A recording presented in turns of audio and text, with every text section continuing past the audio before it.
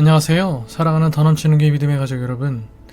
요즘 거의 모든 청년들의 삶이 예수님을 믿든 예수님을 믿지 않든 정말 치열한 삶을 살아가고 있습니다. 그런데 내 노력과 상관없이 상황이 꼬이고 남들보다 뒤처지는 것 같고 내가 꿈꾸는 성공이 너무 멀어 보여서 답답하고 불안하고 조급해질 때가 있죠. 요즘 새벽 성찬을 통해 계속 묵상하고 있는 요셉도 그랬습니다. 금수저 채색옷이 죄수복으로 바뀌는 밑바닥을 경험했거든요. 하지만 그 죄수복이 애굽 총리의 세마포 옷으로 바뀌게 되는 반전을 다시 경험하게 됩니다. 이방인, 노예, 죄수라는 최악의 조건을 가진 요셉이 이집트 제국의 2인자가 된 것입니다. 이것은 요셉이 대단해서가 아니라 그와 동행하신 하나님이 대단하셨기 때문인데요. 그 고단한 시간이 어떻게 반전의 밑거름이 되었는지 오늘 요셉의 이야기를 통해 우리의 막막한 현실을 해석해 보려 합니다. 세상이 말하는 타이틀이 아니라 하나님의 영에 감동된 사람이라는 진짜 정체성을 고민하며 오늘 말씀의 자리로 나아갑시다. 오늘 여러분들과 함께 창세기 41장 37절에서 57절의 말씀을 함께 묵상하도록 하시겠습니다. 잠시 이 영상을 멈춤해 두시고 오늘 본문의 말씀을 개인적으로 꼭 읽어주시기 바랍니다.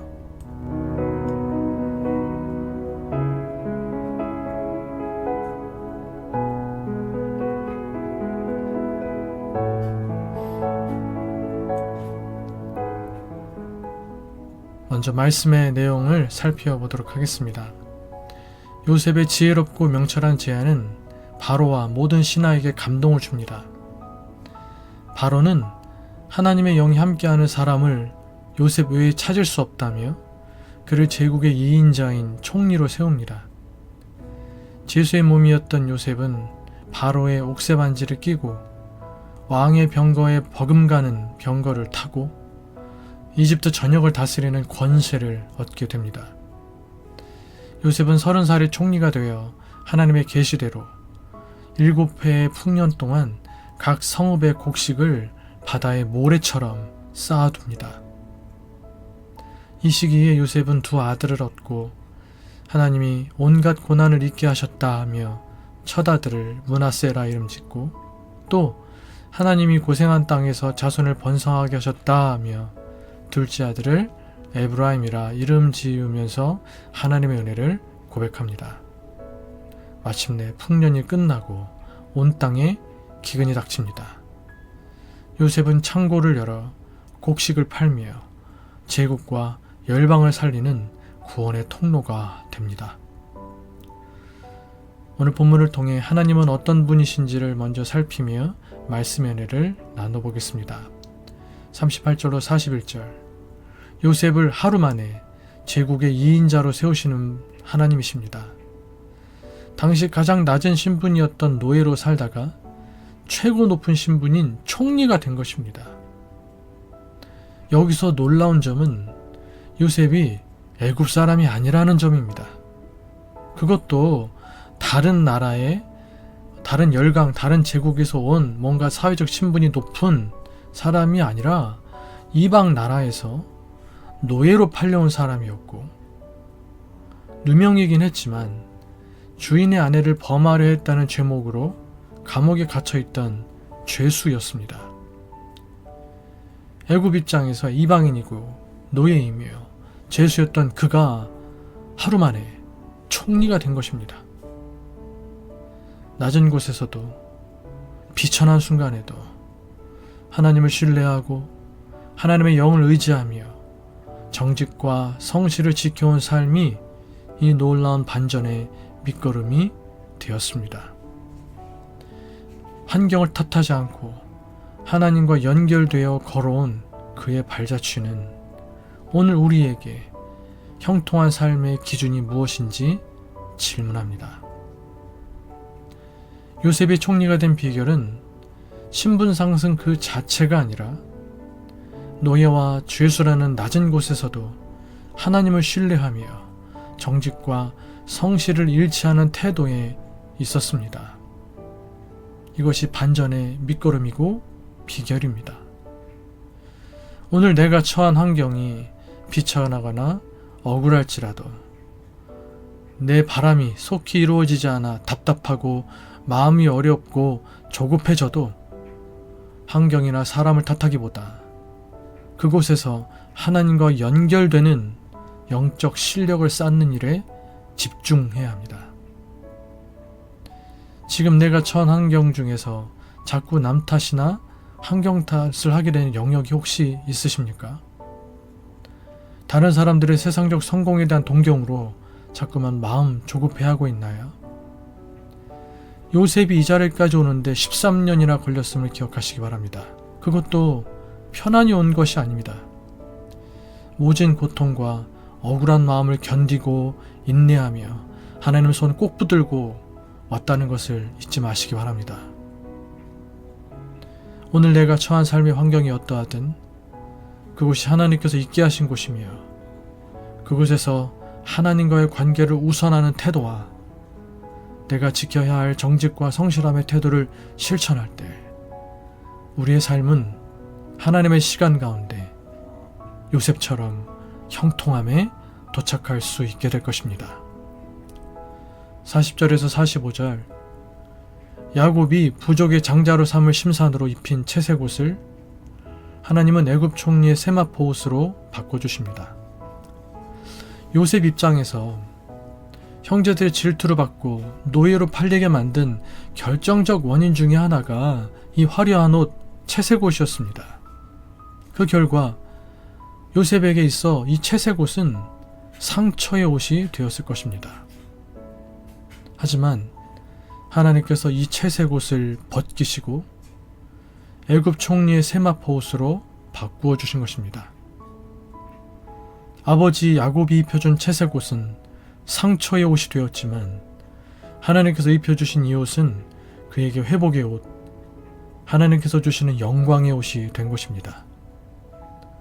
요셉이 17세에 집을 떠나 30세에 총자리에 오를 때까지 13년 동안 하나님께서 그와 동행하시면서 친히 이 계획을 하루하루 이루어 오셨습니다. 형제들의 시기심과 보디발 아내의 빗나간 욕정, 술 맡은 관원장의 망각마저 다 선하게 쓰셨습니다. 하나님은 여기서 더 나아가 가족의 화해와 구원이라는 진정한 꿈을, 목적을 이루실 것입니다. 하나님은 지금까지 우리의 삶의 단 한순간도, 내가 만난 단 한 사람도 헛되게 하지 않으셨습니다. 헛된 만남이 없고 헛된 순간이 없습니다. 주님께서 이토록 섬세하게 내 인생을 인도해 가시니 주님을 믿고 내 삶을 맡기실 수 있기를 바랍니다. 내 인생의 아픈 기억들과 이해되지 않는 고난의 시간들도 하나님의 섬세한 인도하심 아래 있음을 믿고 그분께 인생의 주도권을 완전히 맡길 수 있는 믿음 가지게 되시기를 간절히 소망합니다. 나에게 주시는 교훈은 무엇입니까? 37절로 39절. 바로는 요셉의 꿈을 해석하고 이에 대처할 방안까지 마련하는 것을 보면서 요셉을 향해 하나님의 영에 감동된 사람이라고 말합니다. 그의 배후에 하나님이 계신 것을 알게 되었던 것입니다. 신하들 역시 바로가 인정한 명철하고 지혜로운 인재가 바로 요셉이라는데 동의합니다. 시기하고 질투할 법도 한데 이 모든 바로의 의견에 아무도 반대 없이 동의합니다.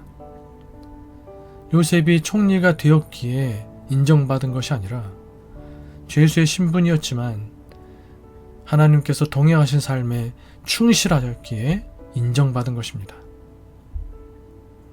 내가 세상에서 인정받아야 될 우선순위는 높은 자리, 세상적 성공으로 인하여 내가 오르게 되는 자리가 아니라 하나님과 동행하는 삶입니다. 나의 말과 행동을 통해 주변 사람들이 하나님의 살아계심을 느끼게 하는 통로가 되어야 합니다. 오늘 만나는 사람들에게 하나님의 살아계심, 하나님의 사랑, 하나님의 지혜와 온유함을 드러내기 위하여 무엇을 결단하시겠습니까? 51절에서 52절. 요셉은 이집트식으로 이름을 바꾸고 이집트 여인을 아내로 맞았지만 하나님의 사람인 자신의 정체성마저 바꾸지는 않았습니다.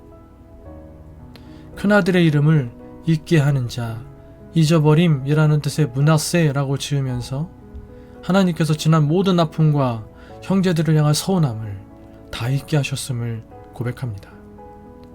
또 둘째 아들의 이름을 창성함, 두 배의 열매라는 뜻의 에브라임이라고 지으면서 하나님께서 수고의 땅에서 번성을 누리게 하셨다라고 또 고백합니다. 사랑하는 믿음의 가족 여러분, 하나님의 사람으로서의 우리의 정체성을 잊지 마시기 바랍니다. 그리고 지금까지 살아온 우리의 삶을 돌아보면서 요셉과 같은 이런 고백을 드릴 수 있기를 바랍니다. 하나님께서 내 힘겨운 시간들을 새 생명의 모판으로, 형통의 모판으로 만드실 줄 믿으시기 바랍니다. 이렇게 요셉의 인생에 찾아온 두 아들, 하나님께서 요셉에게 보내주신 두 아들은 상처의 치유와 노력의 결실을 상징합니다. 아픈 기억에 매몰되지 않게 하신 하나님의 므낫세를 지나 수고의 땀방울을 창성함으로 승화하게 하신 에브라임의 계절이 우리에게도 예비되어 있습니다. 지금 겪는 고단함이 헛되지 않음을 믿으십시오. 에브라임의 은혜를 기대하며 오늘을 견뎌내시기 바랍니다. 56절로 57절. 애국뿐 아니라 온 직면에 닥친 기근 때문에 각국 백성이 곡식을 구하러 요셉을 향하여 몰려옵니다. 아브라함을 통해 열국이 복을 받으리라 하던 하나님의 약속이 요셉을 통하여 드디어 성취되기 시작합니다. 요셉 한 사람의 고난 속의 순종과 준비를 통해 온 지면의 백성이 대기근에서 구원을 얻었습니다. 나에게 주신 은혜와 자원은 나 혼자 잘 살기 위함이 아니라 고통받는 이웃과 열방을 살리기 위한 축복의 통로로 주신 것임을 여러분 기억해야 합니다. 결론적으로 우리는 요셉의 총리 등극을 그의 정직과 성실에 대한 보상으로 이해해서는 안 됩니다. 오늘 말씀에는 인간의 어떠함을 압도하는 하나님의 절대적인 주권이 흐르고 있습니다. 요셉이 총리가 된 것은 그가 완벽했기 때문이 아닙니다. 어린 시절 요셉 자신의 철없음, 형제들의 잔인한 이기심, 시기심, 보디발 아내의 집요한 유혹, 그리고 요셉을 까맣게 잊어버린 술 맡은 관원장의 망각까지도 하나님은 하나님의 계획 안에서 구원의 도구로 사용하셨습니다. 성실과 정직은 조건이 아니라 반응입니다. 요셉이 낮은 곳에서도 성실할 수 있었던 이유는 그 성실함이 보상을 가져다 줄 것을 믿었기 때문이 아니라 어떤 상황에서도 자신을 놓지 않으시는, 붙잡고 계시는 하나님과 연결되어 있었기 때문입니다. 또한 회복은 보상이 아니라 은혜입니다. 채색 옷이 세마포 옷으로 바뀐 것은 요셉이 인내한 대가가 아니라 역사의 주인이신 하나님께서 아브라함에게 하신 약속을 지키기 위하여 친히 일하신 결과입니다. 결국 요셉의 인생이 우리에게 주는 진정한 위로는 내가 노력하면 총리가 된다는 성공서사가 아니라 오히려 나의 실패와 타인의 악의, 심지어 잊혀진 시간조차 하나님의 손에서는 선한 도구가 된다는 신뢰의 서사입니다. 오늘 우리의 삶이 여전히 종의 신분이나 감옥의 시간 속에 머물러 있는 것처럼 보일지라도 낙심하지 마시기 바랍니다. 므낫세, 상처의 치유와 잊게 하심, 에브라임, 노력의 결실, 창성함을 준비하시는 분은 내가 아니라 하나님이시기 때문입니다. 우리는 그저 오늘이라는 시간 속에서 우리 인생을 가장 선하게 인도하고 계시는 하나님의 신실한 손길에 우리를 온전히 맡기며 오늘 우리가 살아내야 할 정직과 성실의 삶을 살면 되는 것입니다. 주님께서 이토록 섬세하게 우리 인생을 인도해 가시니 과정과 결과에 매몰되지 말고 오직 주님만 믿고 신뢰함으로 오늘을 살아내는 주께서 예비하신 형통의 길을 위한 오늘의 걸음을 정직하게 성실하게 걸어나가실 수 있는 저 여러분 다 되실 수 있기를 주님의 이름으로 축복해 드리겠습니다. 기도하시겠습니다. 기도하실 때 첫 번째, 내 노력이 즉각적인 보상으로 돌아오지 않거나 타인의 악의와 망각 속에 있는 듯한 감옥의 시간을 지날 때에도 그 모든 것을 선으로 바꾸시는 하나님의 절대 주권을 신뢰하며 낙심하지 않게 하소서. 두 번째, 성공을 수단으로 성실을 선택하는 것이 아니라 어떠한 처지에서든 나와 동행하시는 하나님께 반응하는 삶으로서의 성실을 살게 하소서. 과거의 상처를 치유하심으로 잊게 하시는 므낫세의 하나님과 수고의 땅에서 열매 맺게 하시는 에브라임의 하나님을 믿습니다. 상처의 채색옷을 사명의 세마포옷으로 바꿔주실 주님을 기대하며 오늘 내게 주어진 삶을 묵묵히 성실히 살아낼 힘을 주시옵소서. 기도하시는 이 아침 되시기를 바랍니다. 계속해서 교회를 위하여서 믿음의 가족들 서로를 위하여서 특별히 새로운 믿음의 가정을 시작하는 우리 경원이와 우리 다경자매를 위해서 기도해 주시고 또 여러분들의 개인적인 기도 제목들에서 기도하시다가 일상의 삶을 시작하실 수 있는 이 아침 되시기를 바라겠습니다. 함께 기도하십시다.